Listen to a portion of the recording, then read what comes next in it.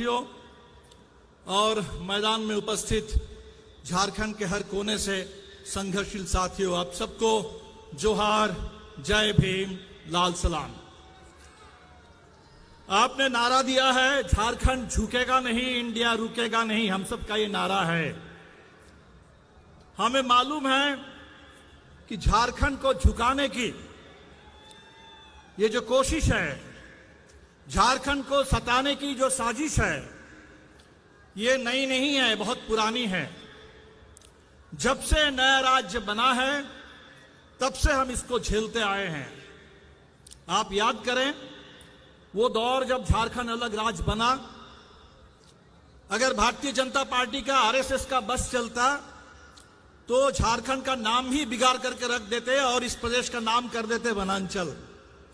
ये तो झारखंड आंदोलन की देन है, शहीदों की देन है, ताकत है कि नाम नहीं बिगाड़ पाए, लेकिन काम बिगाड़ने की कोशिश शुरू से जारी है।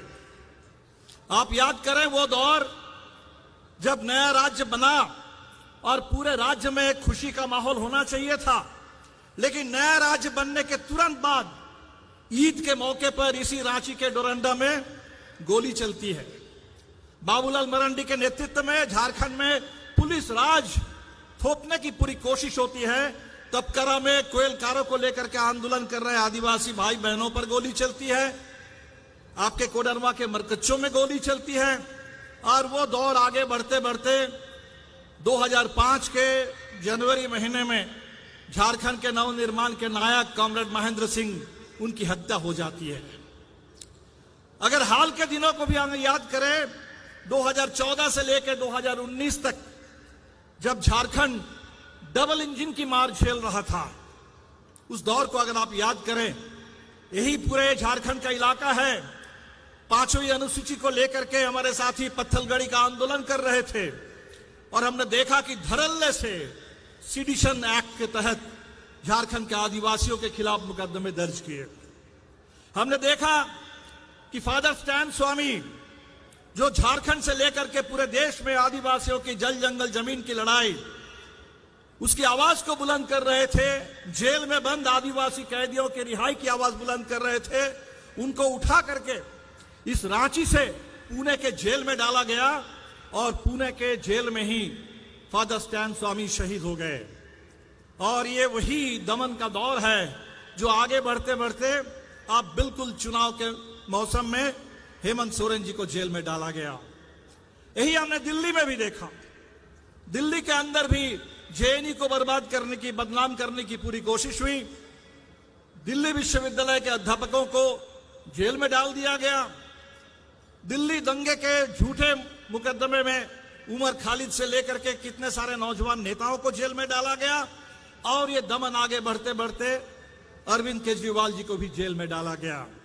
तो आज इस दमन के खिलाफ ये जो लोकतंत्र पर तानाशाही का हमला है, पूरे विपक्ष मुक्त लोकतंत्र बनाने की जो साजिश है, इस साजिश के खिलाफ हम लोग यहां एकजुट हुए हैं। और मुझे बिल्कुल लगता है चुनाव शुरू हो चुका है। जो पहले चरण की रिपोर्ट है, 400 पार के गुब्बारे की काफी हवा लोगों ने निकाल दिया पहले ही चरण में।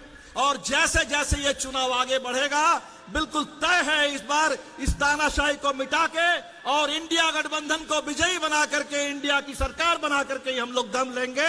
ये हिंदुस्तान का संकल्प है और झारखंड से इस आवाज को बुलंद करने हम यहां आए हैं। साथियों, पूरे देश का सबसे बड़ा इस समय का मुद्दा रोजगार। अभी एक सर्वेक्षण हुआ, लोगों से पूछा गया कि आपके मन में सबसे बड़ी चिंता क्या है। 27% लोगों ने कहा बेरोजगारी, 23% लोगों ने कहा महंगाई, आधे लोग 50% ने कहा रोजगार और महंगाई इस समय हमारे लिए सबसे बड़े सवाल है। इसी झारखंड से सबसे ज्यादा पलायन होता है। कहने के लिए झारखंड हमारा औद्योगिक प्रदेश है, इसी रांची में एचईसी है, लेकिन जिस समय यहां से हमने देखा कि हम चांद में भेज रहे हैं सैटेलाइट, और उस समय हमारे एचईसी के इंजीनियर बता रहे हैं कि हमें पैसा नहीं मिल रहा। इस एचईसी के साथ ही हमारे यहां तख्ती लेकर के आए हैं। इसी झारखंड में हमारा पूरा कोयला उद्योग, बीसीसीएल, ईसीएल, सीसीएल आज पूरा फिर एक बार निजीकरण की मार झेल रहे हैं, आउटसोर्सिंग की मार झेल रहे हैं। इसी झारखंड में बोकारो, जमशेदपुर और पूरे झारखंड में इस समय औद्योगिक मजदूर परेशान है। निजीकरण की जो मार हम झेल रहे हैं देश में बेरोजगारी पैदा कर रही है और इसीलिए इस निजीकरण के खिलाफ रोजगार के लिए, रोजगार के पूरे अधिकार के लिए आज पूरे देश में अग्निवीर ला करके हमारे सेना को बर्बाद करने की कोशिश हो रही है।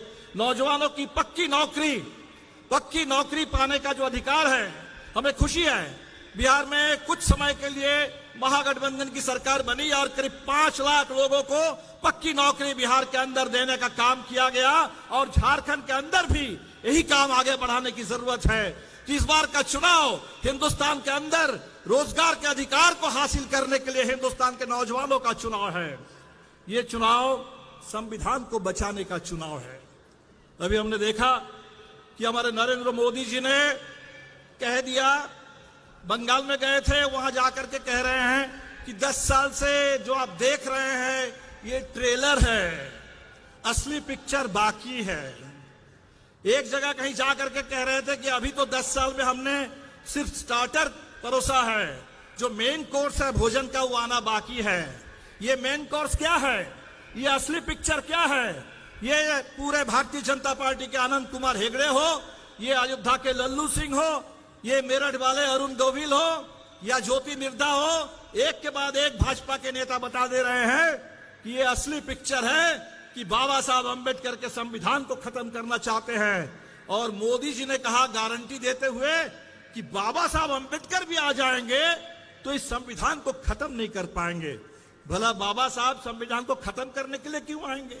अगर आपको संविधान खत्म करने वाला का नाम लेना था तो आपको गोलवालकर का नाम आना चाहिए था, कहना चाहिए था कि गुरु गोलवालकर कभी आकर के संविधान खत्म नहीं कर सकते।